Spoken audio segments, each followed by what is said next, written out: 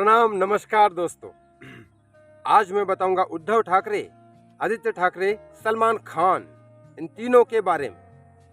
बड़ी खबर है, शेयर जरूर करना ना भूले इस वीडियो को, ताकि सबके पास तक ये बात पहुंच सके, और लाइक करना भी ना भूले।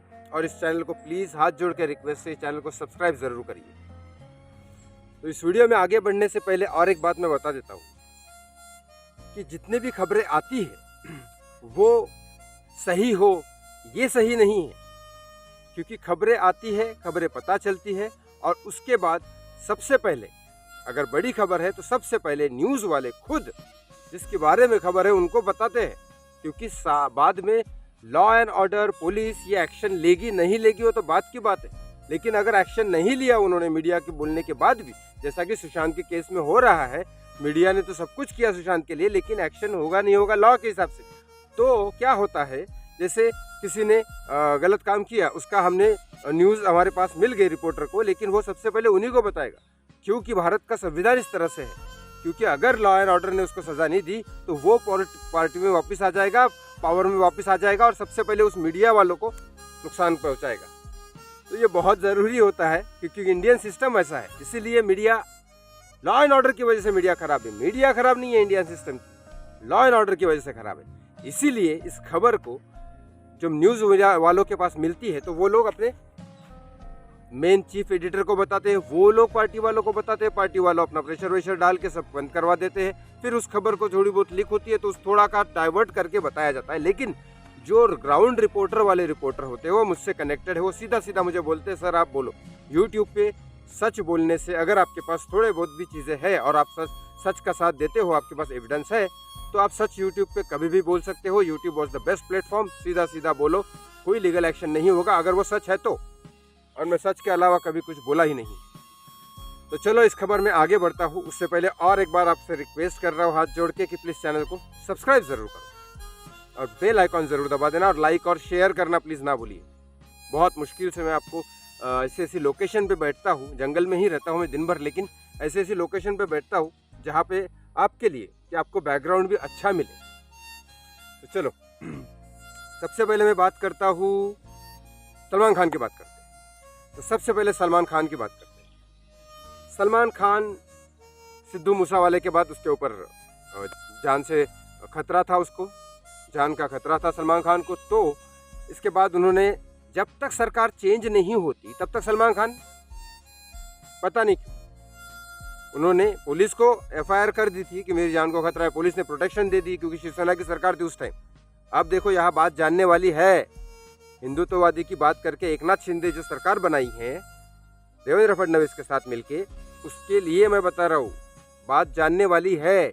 और सुशांत के केस के साथ भी आगे क्या होगा ये बात जानने वाली है। सलमान के केस में क्या हुआ जब सरकार दोनों तरफ थी, क्योंकि मूसावाला के ऊपर जो हुआ, फिर सलमान खान के पिता को एक नोट मिला कि अब तेरे बेटे की बारी है, और सलमान खान ने फिर वो अपने खतरा होने की सूचना मुंबई पुलिस को दी। जब उद्धव सरकार की शिवसेना थी तब मुंबई पुलिस ने फुल प्रोटेक्शन सलमान खान को दिया और सलमान खान को फुल प्रोटेक्शन मिला। लेकिन उसके बाद सरकार चेंज होने के बाद, हर सरकार चेंज होने के बाद जितने लोग भी पावरफुल है, क्योंकि सरकार चेंज होते ही मुंबई पुलिस में कमिश्नर चेंज हो जाता है, और कमिश्नर चेंज होते ही जितने भी लोग पावरफुल है, जिनके ऊपर केसेस है, वो साबित क्या होंगे, सच है झूठ है बात की बात है, लेकिन जितने लोगों के ऊपर भी केसेस है वो सबसे पहले मुंबई पुलिस कमिश्नर को आके मिलते हैं। सर ध्यान रखिए, क्योंकि जब ये चाहते हैं कि इनके पास आगे भी हाथ लोग जोड़े, बॉलीवुड के बादशाह किंग खान और बाकी सब भी लोग, किंग खान के ऊपर पता नहीं केसेस है नहीं अभी तक तो आया नहीं, लेकिन सलमान खान के ऊपर जो केसेस चालू है उस हिसाब से पुलिस कमिश्नर को मिले, उस हिसाब से नहीं मिले। अंदर बातें जरूर होती है, हर इंसान मिलता है। अगर कोई पावर में है तो उसको लगता है केस ओपन ना हो जाए, रीओपन ना हो जाए, इसलिए कमिश्नर को मिलते हैं। लेकिन उसके पीछे का रीज़न मीडिया में जो डाला गया है, और वैसे सलमान खान जो मिलने गए हैं और उन्होंने जो मीडिया में बोला है, ये बोला है कि मेरे ऊपर जान का खतरा है, ये सब चीज़ें हैं, तो मैं मुंबई पुलिस कमिश्नर से हथियार रखने की परमिशन लेने आया। हालांकि हथियार रखने के लिए मुंबई पुलिस से भी एक लेटर होना चाहिए, बात भी सही है। उसके बाद साइकोलॉजिकली आप मेंटली स्ट्रांग हो, ये लेटर होता है जो कोर्ट देता है। और उसके बाद, क्योंकि आप अपने आप को शूट नहीं करोगे, आप पागल तो नहीं हो, ये सब चीज़ें ना हो। और उसके बाद आप जिम्मेदारी होती है और कितनी ज़रूरत है वो खतरे के हिसाब से होती है, ताकि रिवॉल्वर या पिस्टल उस हिसाब से। ये दिया जाता है। तो मुंबई पुलिस कमिश्नर को ये बोल के उन्होंने मीटिंग की और पीआर में यही न्यूज़ आई। अब उसके बाद मुंबई पुलिस कमिश्नर मिलते हैं, अभी तक लाइसेंस सलमान खान को दिया नहीं गया है। लेकिन इसके ऊपर आक्षेप लेते हैं एक ऐसी संस्था, एक या दो संस्थाएं, ह्यूमन राइट्स और बाकी एक संस्था है जो एक्शन लेती है इस चीज़ के ऊपर कि सलमान खान को लाइसेंस ना दिया जाए। क्यों? क्योंकि ये ऑलरेडी एक हिट एंड रन केस में इन्वॉल्व है, ऑलरेडी बंदूक रख के हिरन उस केस में इन्वॉल्व है, हाँ या ना मैं आप सब जानते हैं, लेकिन मैं बोलूँगा नहीं अपने मुँह से। लेकिन क्योंकि जब तक कोर्ट साबित नहीं होता तब तक हम कहीं पे बोल नहीं सकते हैं कि जब ये केस उन्होंने जब ये इन लोगों ने बोला, और ये दोनों के दोनों ह्यूमन राइट्स कमीशन के जो मेन हेड है वो बीजेपी सपोर्टर है, और बाकी के दूसरा जो विभाग है जिन्होंने मना किया है कि सलमान खान को रिवॉल्वर या पिस्तौल ऐसी कोई चीज़ ना दी जाए, तो प्रोटेक्शन ज़रूर दिया जाए, अगर उनको खतरा है तो प्रोटेक्शन दी जाए, अलग बात है, लेकिन पिस्तौल ना दी जाए। दूसरे विभाग ने जो बोला है वो भी बीजेपी सपोर्टर है। अब बात यहाँ आती है कि अगर देवेंद्र फडणवीस और एकनाथ शिंदे साथ में है, मतलब बीजेपी नहीं चाहती सलमान खान को पिस्तौल या रिवॉल्वर देने में, और अगर एकनाथ शिंदे भी देवेंद्र फडणवीस के साथ में है, इसका मतलब सलमान खान को रिवॉल्वर या पिस्तौल नहीं मिलेगी, परमिशन नहीं मिलेगी। लेकिन ये आगे ही बताऊंगा, अगर मिल गई तो समझ जाओ फिर या एकनाथ शिंदे और देवेंद्र फडणवीस में कुछ प्रॉब्लम है, या तो फिर सारे ही मिले जुले हैं। और जो उद्धव ठाकरे सरकार जब थी तब तो सलमान खान को फुल सपोर्ट था, क्योंकि सलमान खान ने बोला और इधर मुंबई पुलिस उनको फुल प्रोटेक्शन में पहुंच गई। तो यहाँ ये कंक्लूजन वाली बात है। मैं ये इसलिए ये दावपेच आपको बताता हूँ पॉलिटिक्स के, क्योंकि इस पे सुशांत सिंह राजपूत का केस जुड़ा है। बिहार में तो ये पॉलिटिक्स नहीं है, बिहार पे काम हो गया, बिहार जीत गई, अगला इलेक्शन भी उनका ही है जिस तरह से काम चल रहा है। लेकिन यहाँ का क्या, महाराष्ट्र का क्या, ये मैं आपको बता रहा हूँ, क्योंकि सरकार यहाँ की सॉल्व करने वाली है। यही कि मुंबई पुलिस ने जो एविडेंस छुपा है सुशांत सिंह राजपूत केस के, वो वही बताएगी। नेक्स्ट चलते हैं हमारे मिस्टर आदित्य ठाकरे के पास, आदित्य ठाकरे के खबर के लिए। आदित्य ठाकरे एक ऐसा नाम है, यहाँ मैं बताना चाहूँगा कि बॉलीवुड से रिलेटेड आदित्य ठाकरे क्यों जुड़े हुए हैं। इतना ये क्यों जुड़े हुए वो उनको खुद को ही पता है। लेकिन वैसे बाला साहब ठाकरे का अगर मैं बात करूँ, बाला साहब ठाकरे खुद कलाकार थे, उनके पिता एक खुद कलाकार थे, और राज ठाकरे के पिता और वो सब भी म्यूजिशियन और गायक थे, ऐसा नहीं है। तो ये ठाकरे परिवार, मतलब बाला साहब ठाकरे के पहले और बाला साहब ठाकरे तक की बात कर रहा हूँ मैं, वो कलाकार थे। और कहा जाता है ऐसा, मैंने कविता तो नहीं सुनी, आदित्य ठाकरे भी कवि है। तो ये बाला साहब ठाकरे की बात करूँगा मैं। तो बाला साहब ठाकरे ने बहुत बार कलाकारों की हेल्प की, यहाँ तक कि एक ऐसा टाइम था, मराठी कलाकार जो पुराने थे, मराठी कलाकारों को पुरानी फिल्मों में इतने ज़्यादा पैसे नहीं मिलते थे, और उस टाइम शोज वोज के लिए बुलाते नहीं थे, और ब्रांड एंडोर्समेंट वगैरह तो होता ही नहीं था। तो कुछ ऐसे मराठी कलाकार थे जिनको रहने के लिए घर तक नहीं था। तो बाल ठाकरे ने उनको एक पूना में दूर में एक ऐसा एरिया बना के दिया, और 1 रूम किचन 1 BHK ऐसे कुछ घर दे दिए उनको, ताकि वो बाहर रह सके। बाल ठाकरे हमेशा आर्टिस्ट की इज्जत करते थे, वो फिर हिंदी कलाकार हो या मराठी कलाकार। मराठी कलाकारों को बहुत सपोर्ट किया। आज दादा कोंडके जो वर्ल्ड रिकॉर्ड में है, जिनकी अभी तक एक भी पिक्चर फ्लॉप नहीं हुई, जो प्रोड्यूसर डायरेक्टर राइटर खुद ही होते हैं, एक्टर खुद ही होते हैं अपने पिक्चर में, उनकी एक भी पिक्चर फ्लॉप नहीं गई, ये वर्ल्ड रिकॉर्ड है। वो दादा साहब कोंडके को, दादा साहब कोंडके को खड़े करने वाले बाला साहब ठाकरे थे। उनकी पिक्चर ही रिलीज नहीं हो रही थी, लेकिन बाला साहब ठाकरे ने खड़ी करके पिक्चर रिलीज किया। मैं यहाँ बात आता हूँ आदित्य ठाकरे के ऊपर। तो आदित्य ठाकरे एक कॉम्बिनेशन है, पॉलिटिक्स और पॉलिटिक्स से कनेक्शन उनके है, और बॉलीवुड से भी कनेक्शन उनके है, ये पहले से। क्योंकि आदित्य ठाकरे जिस स्कूल में पढ़ते थे, उस स्कूल में कुछ उनके स्कूल फ्रेंड और कॉलेज फ्रेंड ऐसे हैं जो आज बॉलीवुड के सुपरस्टार हैं। ये मैं किसी लाइव में अलग से बताऊंगा, फोटोज़ के साथ बताऊंगा, लेकिन उसमें कोई ये नहीं है, गलत नहीं है।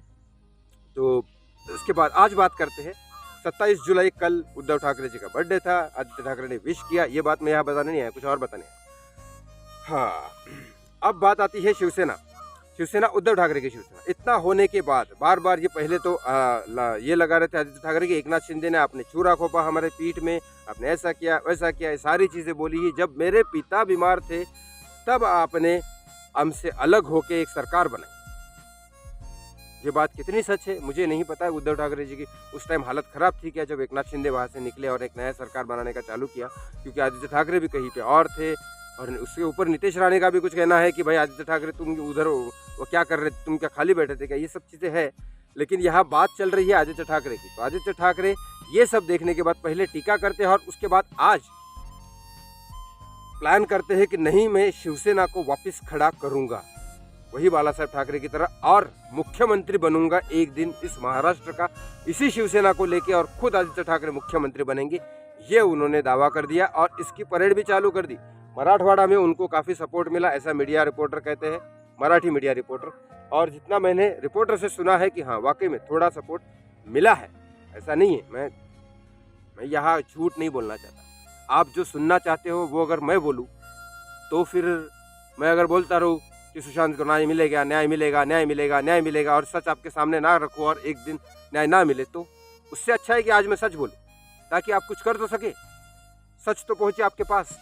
तो सच बोलूँगा कि वाकई में आदित्य ठाकरे को वहाँ मराठवाड़ा में सपोर्ट मिला। अब उसके बाद उन्होंने बोला कि कोल्हापुर एक महाराष्ट्र में सिटी है, वहाँ मैं जाऊँगा। ये चंद्रकांत पाटिल भी वही के हैं जो पिछले बार आया था ना, 7 मार्च को कुछ रिवील करेंगे सुशांत का केस, वो चंद्रकांत पाटिल भी उधर के ही। चंद्रकांत पाटिल की अभी माँ की डेथ हुई थी तो एकनाथ शिंदे वगैरह उन सब ने उनको भावपूर्ण श्रद्धांजलि दी थी। चलो आदित्य ठाकरे के वापस आते हैं। आदित्य ठाकरे सोलापुर, कोल्हापुर, इन सब जगह जाने वाले हैं 1 अगस्त को, और वहाँ पे वापस से जो मराठवाड़ा में समर्थन मिला वो वही समर्थन मिलेगा, और मैं वापस इस चीज़ को खड़ा करके रहूँगा, एक दिन महाराष्ट्र का सीएम बनूंगा। ये आदित्य ठाकरे का कहना है। चलो वापस ज़्यादा टाइम ना लेते हो, मैं उद्धव ठाकरे के ऊपर आता हूँ। उद्धव ठाकरे जी जो है वो इतना होने के बाद उद्धव ठाकरे काफ़ी टाइम से शांत थे, लेकिन अचानक क्या हुआ, अचानक वो खड़े हो गए कि नहीं, अब महाराष्ट्र में सरकार शिवसेना की मैं वापस खड़ा करूंगा। यही आदित्य ठाकरे अभी तक जो बोल रहे थे, अभी उद्धव ठाकरे ने शुरुआत की। मैं ये बात बताने नहीं, कुछ और भी बोलता हूँ। इस बारे में एकनाथ शिंदे का सीन ऐसा लगता है मुझे, कभी एकनाथ शिंदे बोलते हैं कि हमने धोखा नहीं दिया, आपने हिंदुत्व छोड़ा इसलिए हमने ऐसा किया वैसा किया, सारी चीज़ें बोलते हैं, और दूसरी तरफ ये बोलते हैं कि आदित्य ठाकरे उद्धव ठाकरे के बेटे हैं, हिंदू हृदय सम्राट बाला साहेब ठाकरे के पोते हैं, तो हम उनको एक सीट देना चाहते हैं, आप हमारे साथ रहिए। ये सारी चीज़ें हो रही है। एकनाथ शिंदे का मुझे अभी भी ऐसा लग रहा है दोनों तरफ है। देवेंद्र फडणवीस की बात नहीं करूंगा, लेकिन एक बात आप जानते, उद्धव ठाकरे वापस से इलेक्शन में आ गए हैं, मतलब इलेक्शन में मतलब अभी वापस से लोगों को कलेक्ट कर रहे हैं, और उसके लिए लगता है पैसा भी लगता है और रिलेशन भी लगते हैं, और ये सारी चीज़ें लगती हैं। रिलेशन की बात करूंगा तो जो बाला साहेब ठाकरे ने कमाया वही इनके पास है, लेकिन पूरा का पूरा नहीं है जी, लेकिन बाला साहेब ठाकरे के नाम पे, उनके बेटे और उनका खून होने के नाते वही है। और दूसरा रही बात पैसे की, तो 100 करोड़ वसूली और ये सब चीज़ें अगर सच है तो ऑफ कोर्स पैसा भी है। तो अब कहाँ तक जंप मारते हैं और कहाँ तक बाकी नेता शिवसेना के वापस आते हैं इनके पास, ये देखने वाली बात होगी। तो ये रही बात उद्धव ठाकरे जो पूरे पॉलिटिशियन है, आदित्य ठाकरे जो बॉलीवुड और पॉलिटिशियन दोनों हैं, बॉलीवुड से कनेक्टेड है आधे और पॉलिटिशियन है, और सलमान खान जो पूरा का पूरा बॉलीवुड और बाकी सब चीज़ों के कनेक्टेड है। ये रही बात इन तीनों की खबर। अब मैं इन तीनों की खबर मैं आपको क्यों बताऊं, तीनों की खबर बताने का रीज़न सिर्फ एक है कि बाला साहेब ठाकरे उद्धव ठाकरे जी की सरकार होते टाइम क्या हो रहा था, एकनाथ शिंदे और देवेंद्र फडणवीस की सरकार होते टाइम क्या हो रहा था। जब सुशांत सिंह राजपूत का केस से इन्वॉल्व है महाराष्ट्र की सरकार से, तो फिर अब सुशांत को इंसाफ ये देंगे या नहीं देंगे, ये कंक्लूजन पे पहुंचना है हमें। और अगर इन्होंने, क्योंकि अब तक एकनाथ शिंदे और देवेंद्र फडणवीस ने सुशांत सिंह राजपूत केस में कोई भी पॉजिटिव इम्पैक्ट नहीं दिया, एनसीबी ने चार्जशीट अप्लाई किया वो छोड़ो, जब तक कोर्ट में केस साबित नहीं होता तब तक कुछ नहीं बोल सकते रिया का, और सिद्धार्थ पिठानी को तो छोड़ दिया। फिर इस तरह से, और वो भी एनसीबी, सीबीआई कुछ काम में नहीं है ना, सीबीआई कुछ काम ही नहीं कर रही। इसीलिए मैं इतना कंक्लूजन रिपोर्ट दे रहा हूँ। तो मेरी हाथ जोड़ के आपसे रिक्वेस्ट है, इस वीडियो को शेयर ज़रूर करो और इस चैनल को सब्सक्राइब करना ना भूलो, और ऐसी खबरों के साथ मेरे साथ बने रहिए। मैं आपके साथ, आप मेरे साथ, इंसाफ के लिए।